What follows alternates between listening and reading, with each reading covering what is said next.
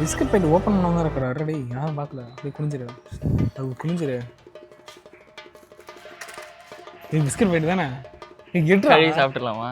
எட்ரா உள்ள இதெல்லாம் பூந்துருக்கும். ஏ அதெல்லாம் ஒண்ணு அவர் எட்ரா அத.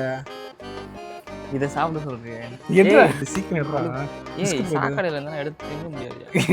வாழ்க்கையில என்ன அப்படியே நான் இங்க எடுத்து ஸ்கூட்டில போற தள்ளிட்டு போயிடுச்சு. அதெல்லாம் கேவலமான எடுத்து பிரிடா கையில பிரிடா. அப்பா ஏய் ஏன்டா குப்பையில கிடக்குறான்னு நினைக்கிறேன்.